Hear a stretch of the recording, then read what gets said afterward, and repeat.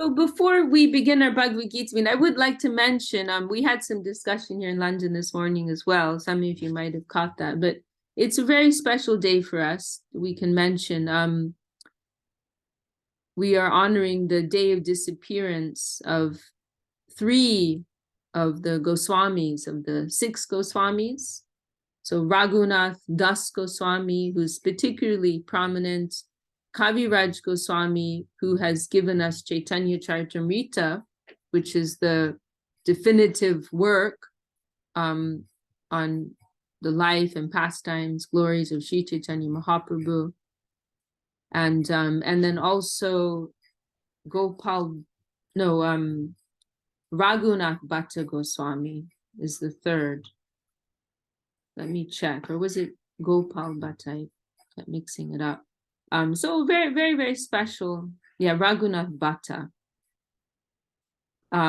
So very, very special day for us. Raghunath Das Goswami, he's known as our Prayojan Acharya, the teacher, guru who has shown most clearly what is our ideal in the cultivation of Krishna consciousness, namely Radha Dasyam, the service of Srimati Radharani, Krishna's divine,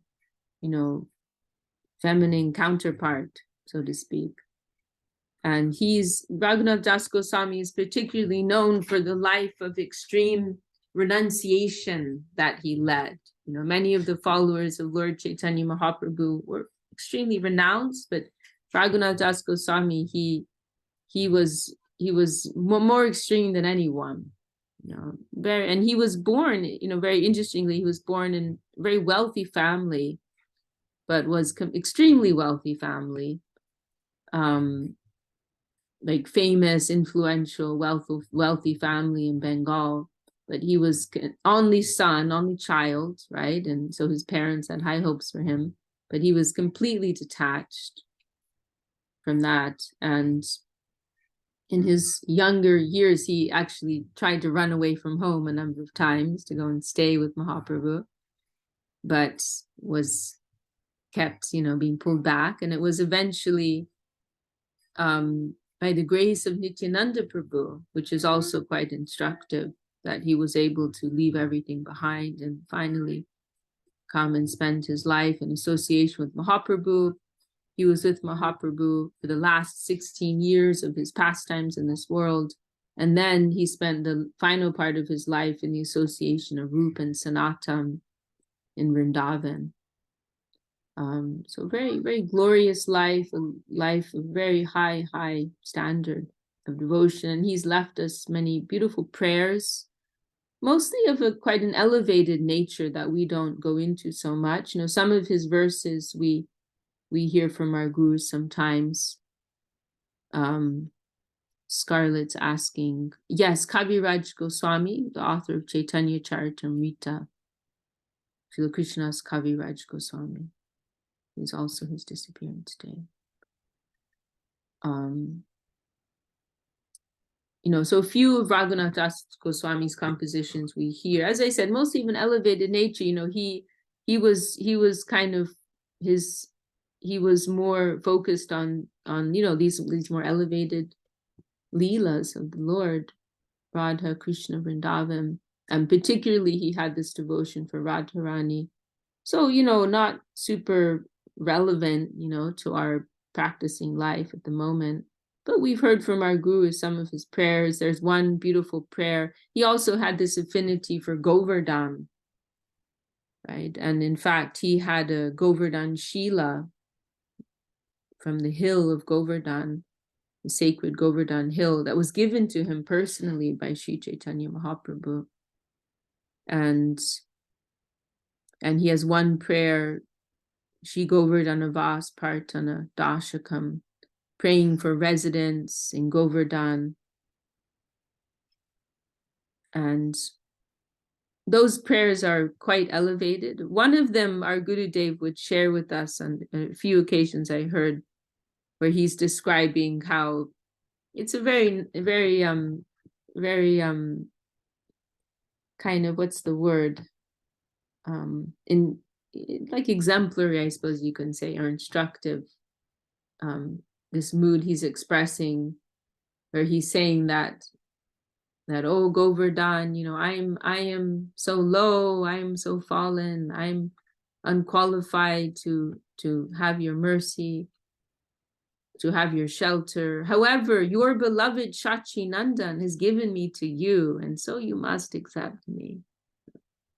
And our Gurudev commented on this, you know, how, you know, we're not eligible in any way, you know, to approach any of this, but because we have connection with our Guru, with our divine guardians, then we must get some, you know, some entrance, some hope, right? Like we have a letter of recommendation from our gurus. So automatically we will receive the mercy of the Lord and the Lord's associates. And then he has one very well-known prayer of Raghunath, which our gurus will repeat sometimes, is this very bold prayer to Radharani, exclusively focused on her, you know, where he's saying that even Krishna has no use for, he has no interest even in Krishna without Radharani. You know, Radharani is everything. And so Raghunath, he's shown, you know, very clearly what is the highest goal of our sampradaya, of our line. And so, you know, we'll think of him, you know, as one of the heads of our lineage, you know, Rupa and Raghunath, right? Rupa Goswami, who's known as the Abhideya Acharya, you know, who has shown us most clearly what is our practicing life in devotion. And then Raghunath showing us clearly what is the ideal, what is the goal, what is the ultimate aspiration. So that is some little gist of Raghunath's life. And then Kaviraj Goswami has given us this invaluable scripture, which Bhakti Siddhanta Saraswati described as the greatest theological literature that's ever seen the light of day. And he also showed in his life that the mercy of Nityananda Prabhu was completely, you know, indispensable in his journey. And it was only after receiving the mercy of Nityananda Prabhu that he went to stay in Vrindavan and received the mercy of all the Vaishnavas there. And Kaviraj Goswami never met Sri Chaitanya Mahaprabhu in person, but he took shelter of Raghunath, who we've just been speaking about. He's like a generation after Kaviraj Goswami.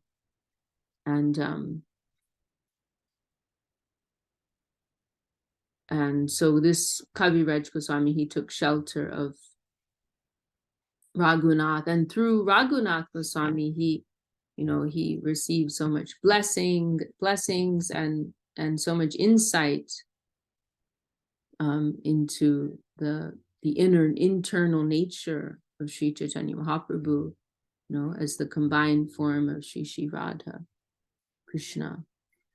And Kaviraj Goswami, he's, you know, highly gifted as a writer, as a, you know, poet, as a theologian, as a philosopher, and he also has a very deep heart of devotion.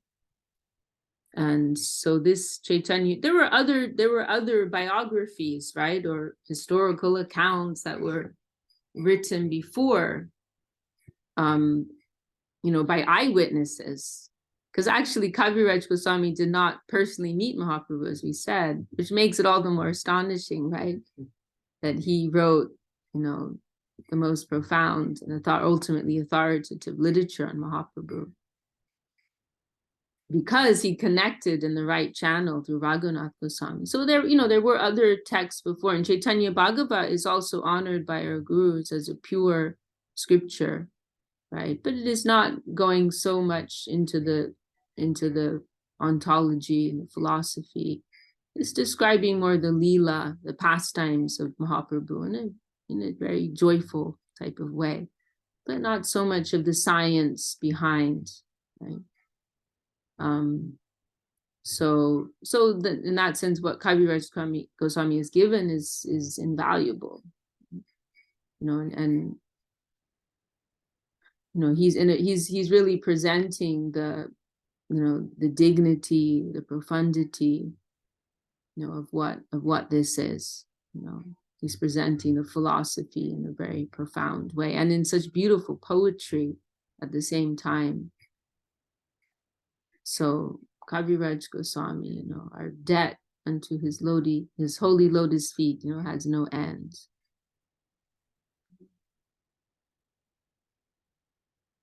And then Raghunath Bhatta Goswami. This morning we didn't get to say anything about him because we didn't have time. Raghunath Bhatta Goswami, he was one of the junior of these 6 Goswamis of Vrindavan. We don't hear so much about him.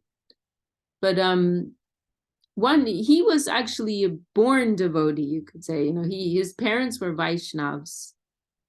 They were devotees of Mahaprabhu. And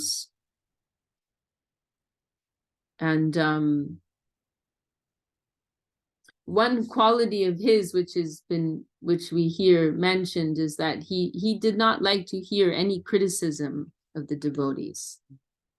He would not hear, and if anyone would try to say some criticism, he would just say, "Oh, but they are serving Krishna."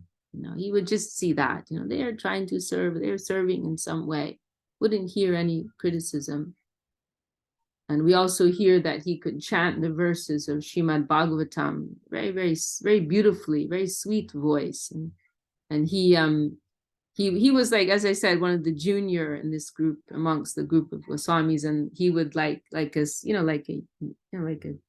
youth, he would chant verses from Bhagavatam and other scriptures, perhaps, like in an assembly, in a group of the Goswamis. And they would relish hearing the verses chanted by him. And he also, he had some personal service for Mahaprabhu, kind of like a boy. He was a boy when Mahaprabhu would visit their home in, this would have been in Varanasi, which is interesting. Varanasi is kind of like the Mayavad capital, of impersonal philosophy, capital of impersonal philosophy in India. And it was quite mysterious. Years before Sri Chaitanya Mahaprabhu, when he was still living as a householder, as a family man in Navadvip, as Nimai, right? Nimai of Nadia. And Mahaprabhu, he was a great Sanskrit scholar, right? He had many students, and he used to travel throughout Bengal giving classes, right? And training persons in Sanskrit. And at one time when he was in East Bengal, he met this Vaishnava. I believe his father's Tapan Mishra. And this Vaishnava, Tapan Mishra, he'd been searching for some time, trying to understand what is the actual way forward, right? In this age, what is the practice? What is the Dharma? Who is our deity? And the scriptures are giving so much, right? And he was quite puzzled on this point. And he's searching through different scriptures, trying to understand, what is the real path forward.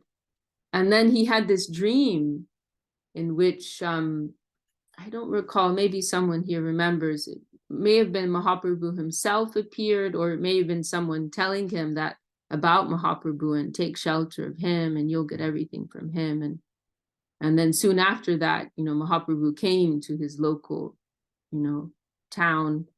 And so Tapan Mishra took shelter of him.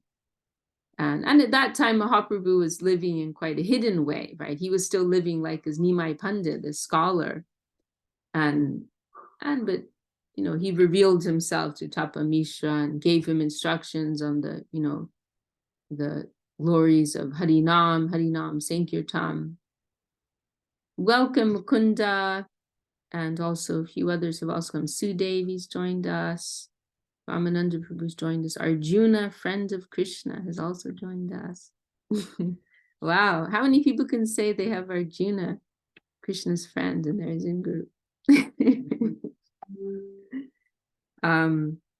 So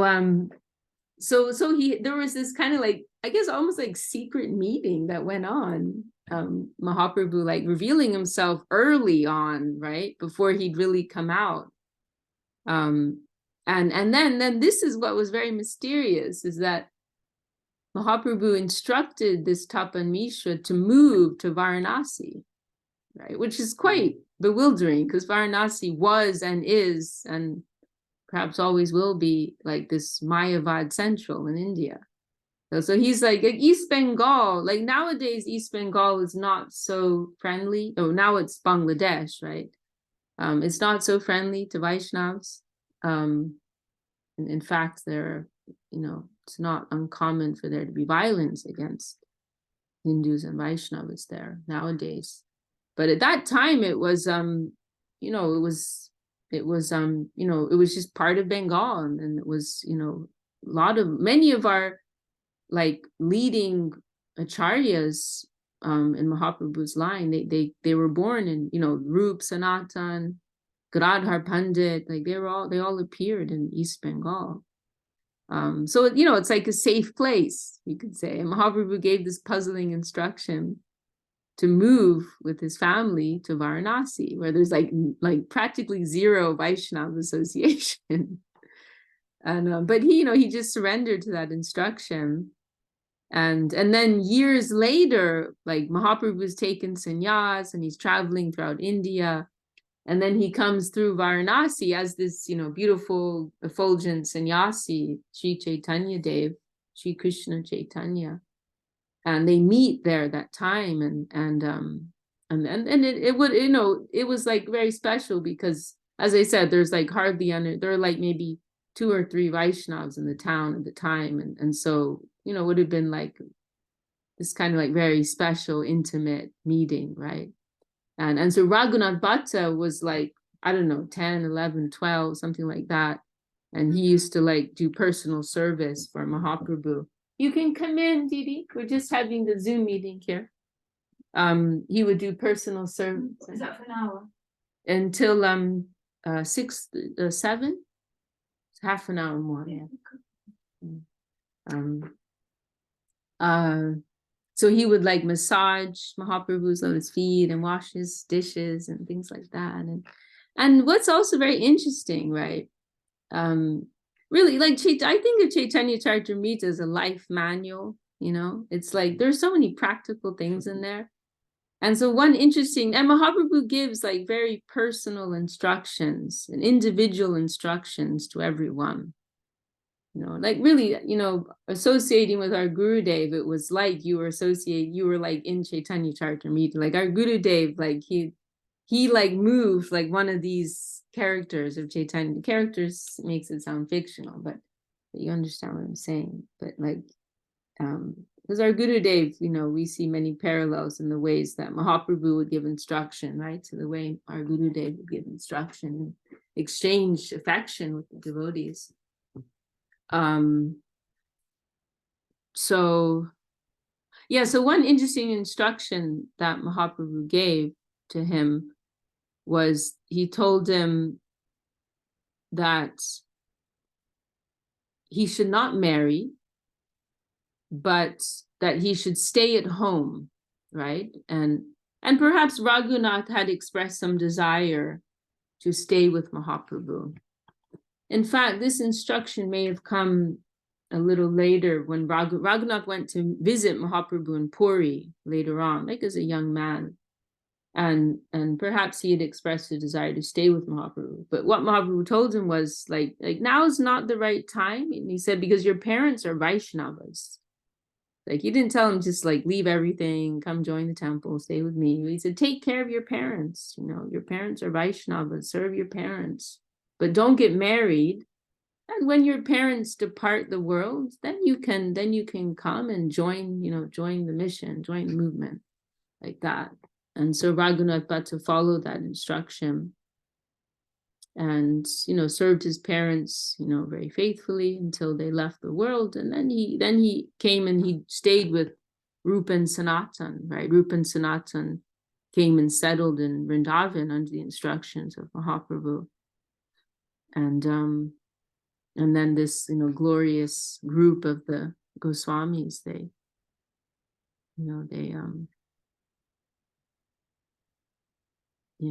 formed, and there's these principal 6 that we hear about, but there were others also, right? There's Lokanath Goswami.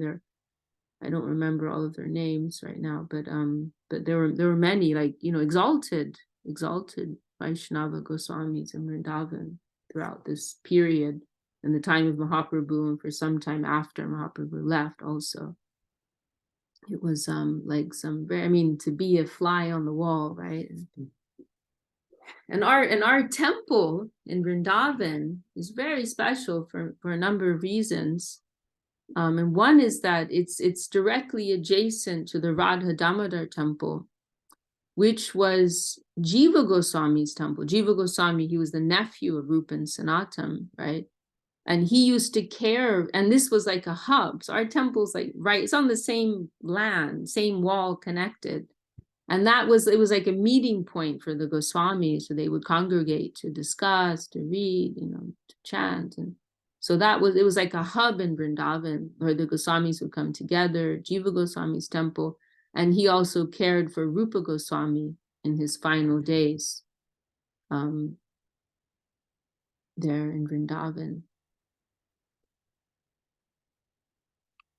So, I just heard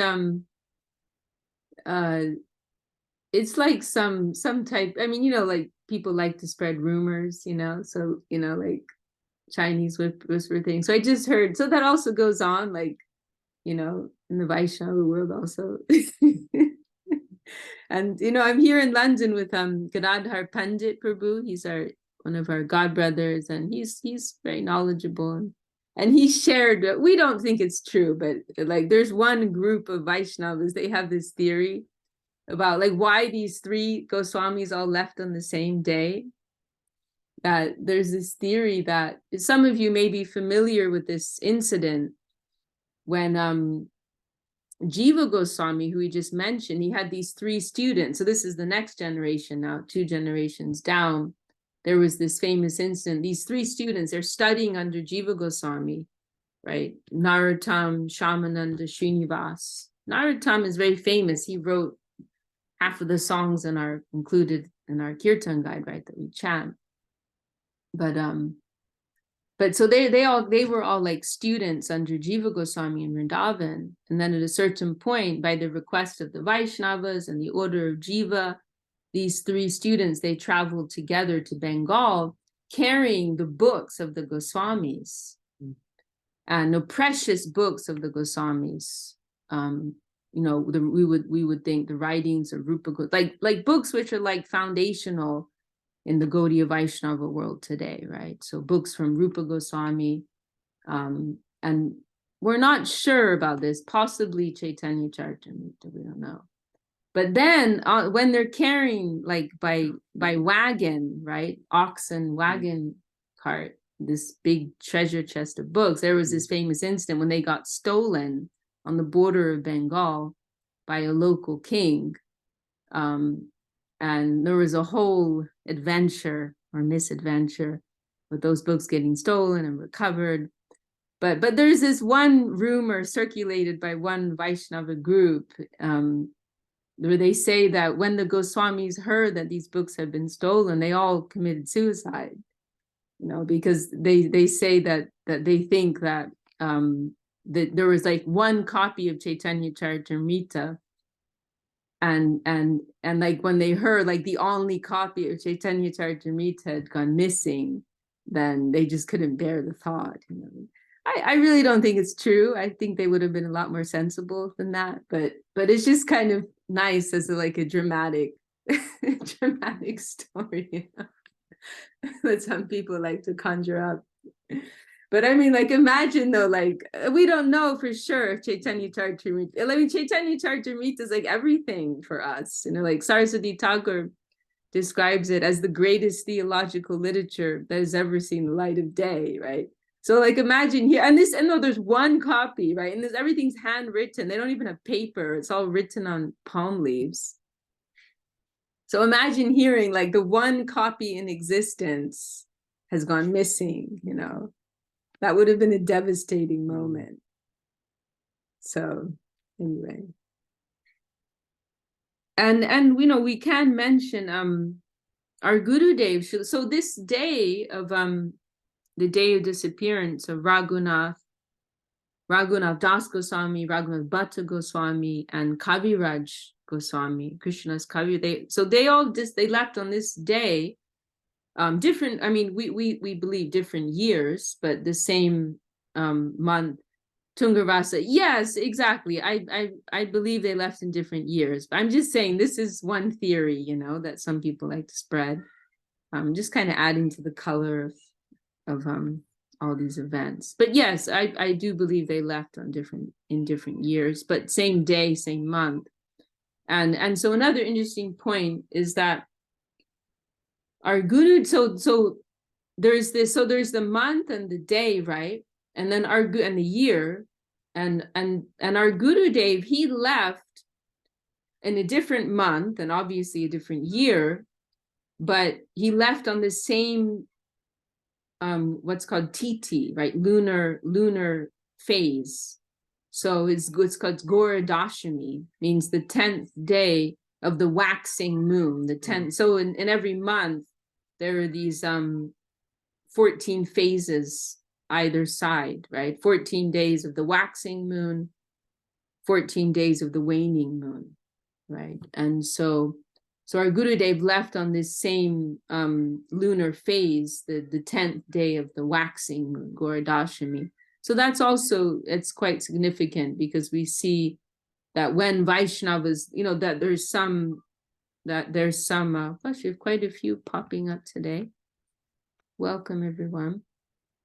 Mukunda joined us, and Lynn has joined us, and also Doyal Nitai has just joined us, but perhaps he didn't come in yet.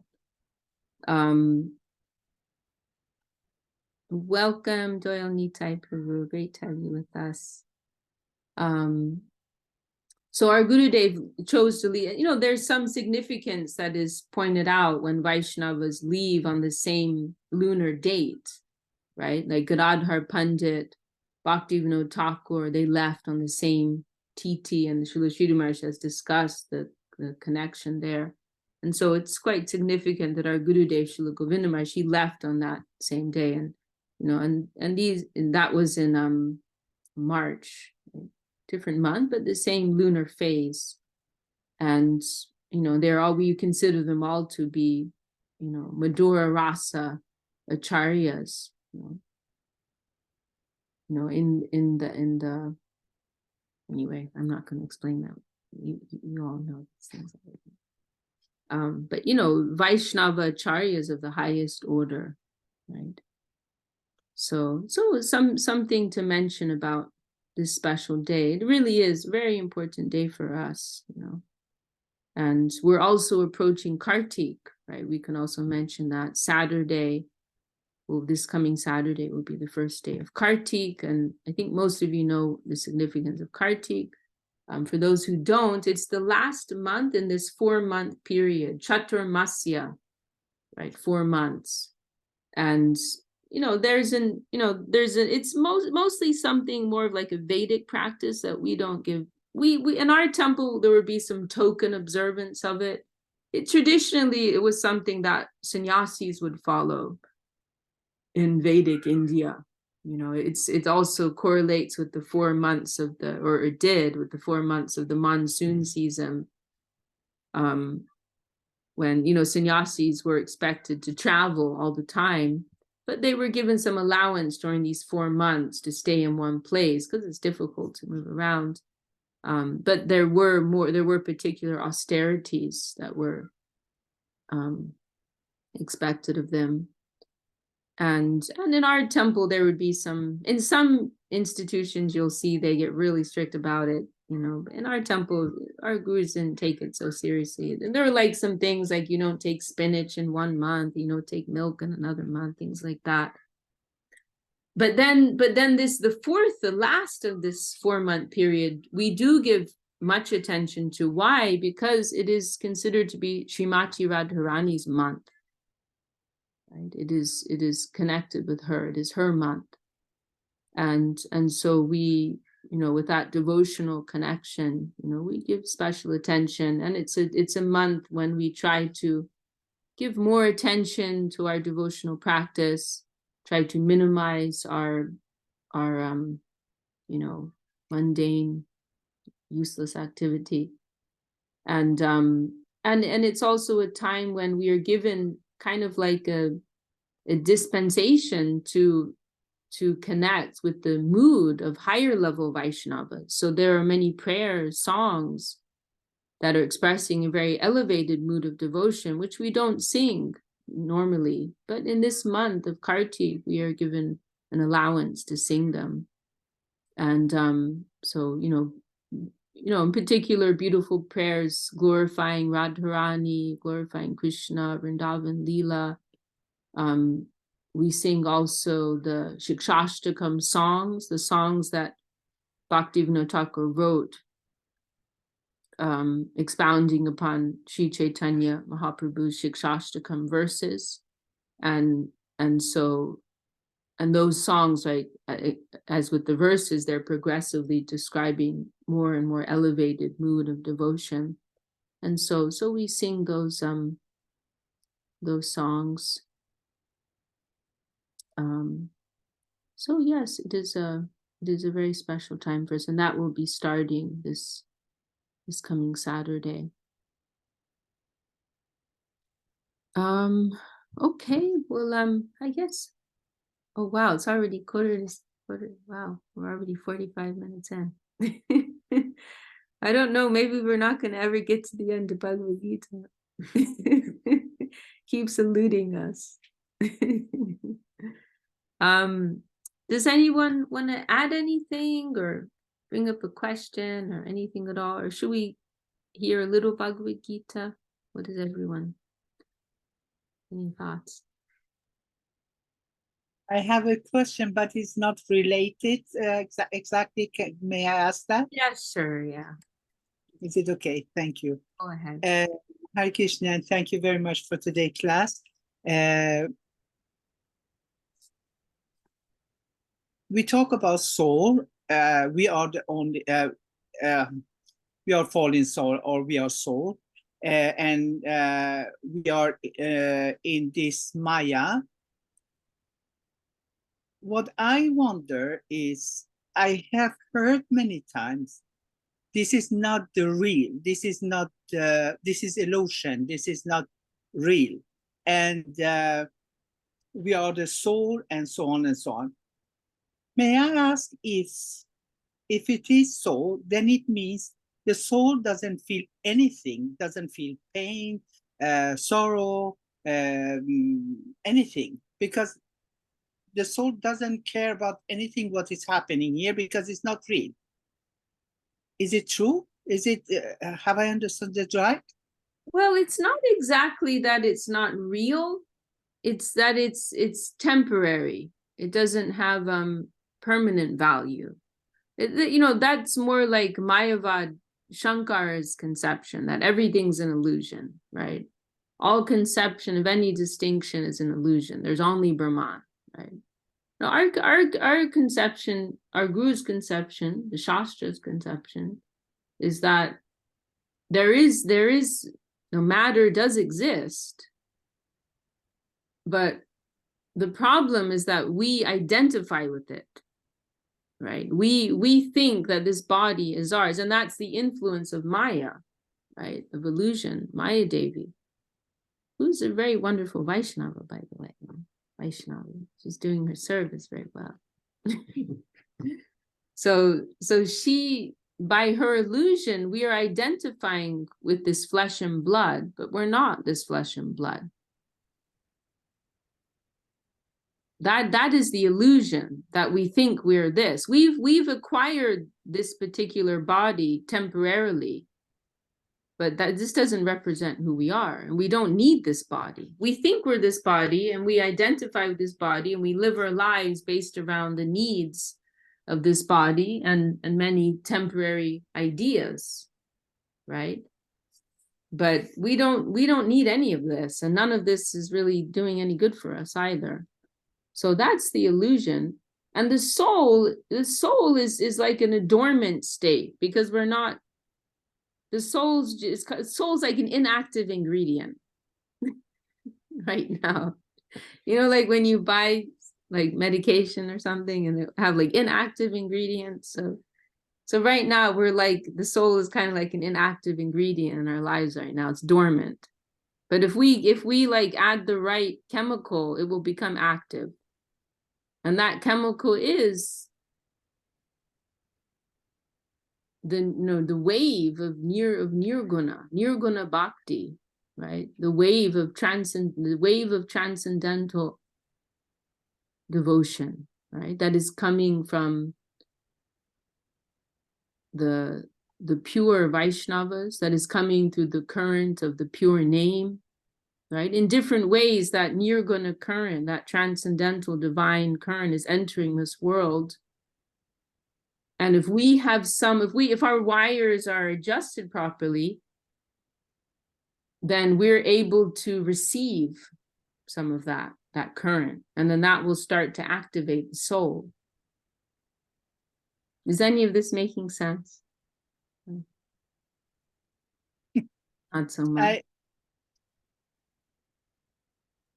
See, the soul, the problem is we're not feeding the soul. It's like think of it like this, like if you have a muscle that you're not using, like we actually have a lot of muscles in our body we don't even know are there, unless you're like a physical therapist or something. I guarantee if you go and see a physical therapist, they'll tell you about muscles on your shoulders and your back, and you didn't even know existed. They're just there, but you're not exercising them, so they're not displaying their power, right? So the soul is like that. We're not exercising the soul. We're not feeding the soul. So it's just in a dormant state. It has nothing to do here, and it has no food and nothing to do. So it's just in the sleeping state. And we're living on the cover. We're living on the cover of the minds, the senses, the body, the intellect, the ego. We're living on this surface world. It's not. But then, who is it that pays the karma? Is it my body is paying the karma, or is it my soul? Yeah, the body. It's all happening on the surface. The soul's just kind of quietly going along with everything. It's in an inactive state. So everything that's happened, the soul is activating it. Now, it's a very peculiar thing because it is the light. Now, here's an analogy. You probably heard this analogy before, but it's very helpful in Bhagavatam. It gives the analogy of the moon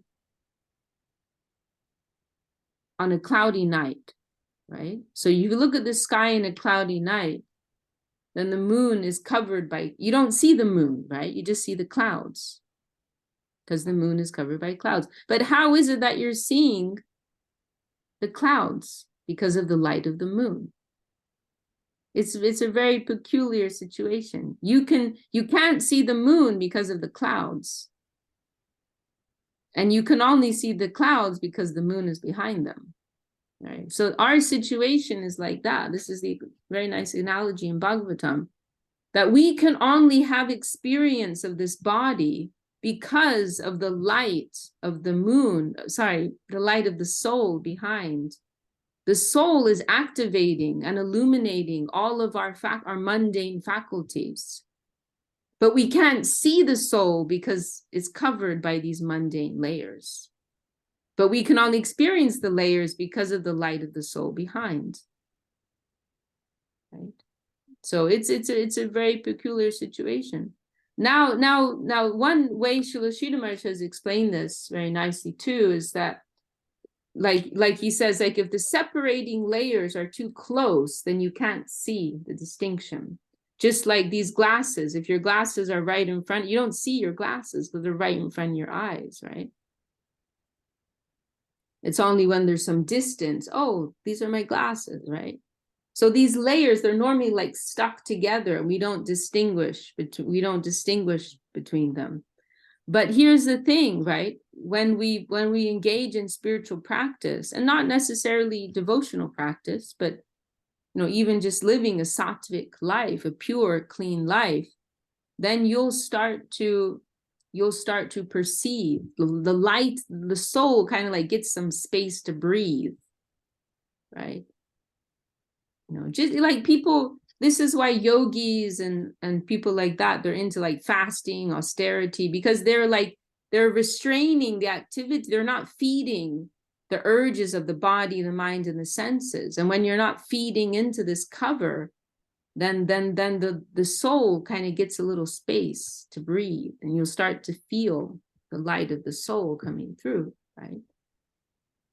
But you know, that has its limitations. You know, that's not our path. That will come automatically through the practice of devotion also. But so yeah, so normally these layers are so close together we don't perceive the distinction. But through our sadhana, through our practice, through our service life, our life of devotion, then that the soul will start to become activated, actually. Even Srila Sridhar Maharaj has also mentioned the spirit of giving, that also activates the soul. Because that's the natural function of the soul, to give. And he said selfishness is like constraining the soul, like the spirit of exploitation. That's like constraining the soul more. But when just in that mode of giving, that helps to wake the soul up too, because that's the natural expression of the soul. So it's not that matter is not there. It's just that matter is not, it's not an integral part of us, and it's a temporary manifestation, right? And we're identifying with matter.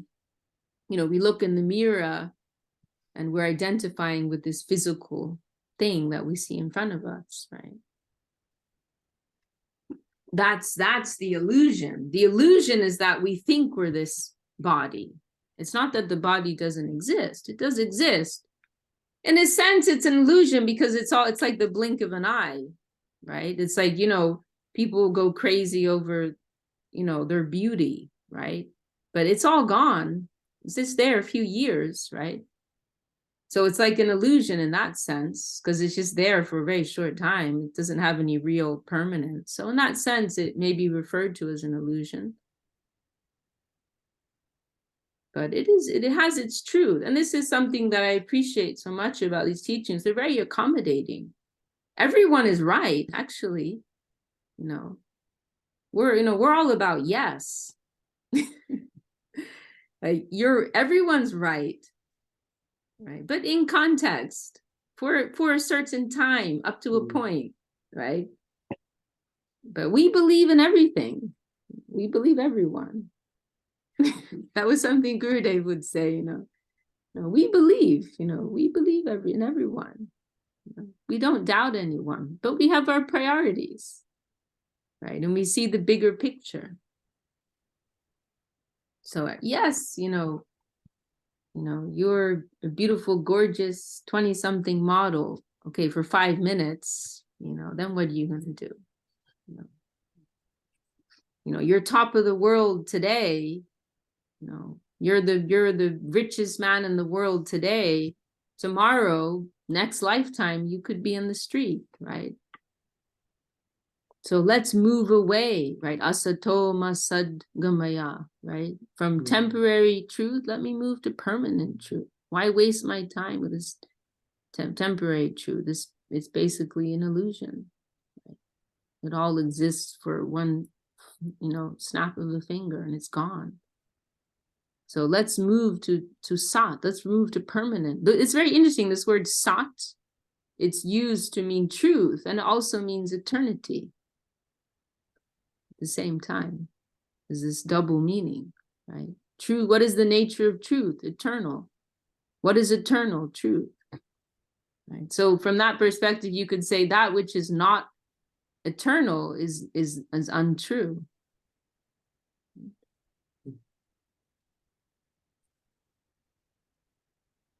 Anyway, you meditated on it, Scarlett, and I think it will become more clear.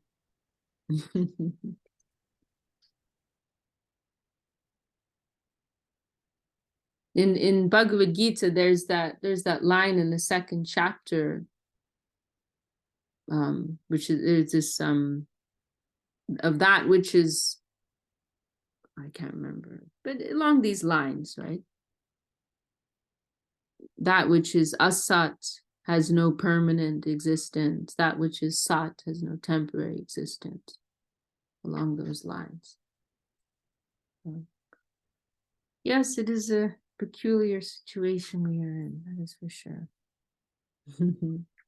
But we're very fortunate we've been given some. Oh, thank you. Nanda Krishna has found the verse here.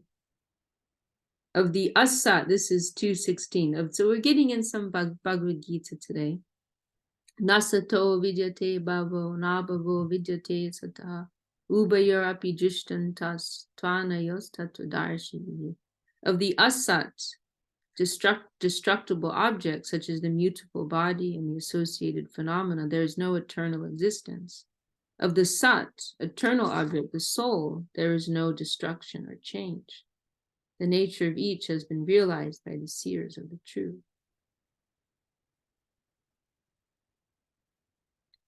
So, you know, we are in this kind of predicament right now, right? But our fortune is that we've been given the light of truth, right?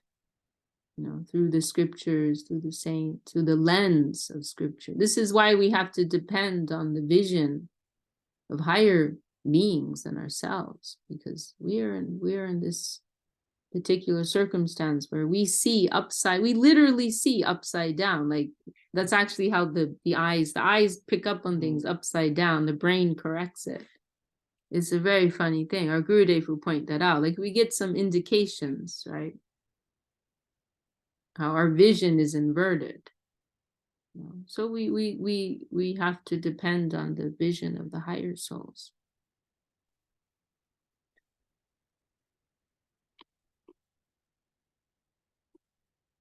Thank you for your sincere questions, Scarlett. I hope some of that is helpful. And if not, I think if you meditate on it, it will become more clear. All right. Well, it's been a very sweet meeting with all of you. Thank you for hearing me out. And I'll be in Budapest or Hungary next week, so tune in from there. Hope you all have a beautiful week ahead. Jai Srila Bhakti Sundar Govinda Dev Goswami Maharaj Ki Jai, Srila Bhakti Dev Goswami Maharaj Ki Jai. All the assembled devotees, sincere seekers Ki Jai. Shri Hari Nam Sankirtan Ki Jai. Jai Gaur Premanand. Hari Hari Bol. See you all next time. Srimati Hare Vishakha Krishna. Ji ki jai. Bye. All the devotees ki jai. Hari Nam Sankirtan ki jai.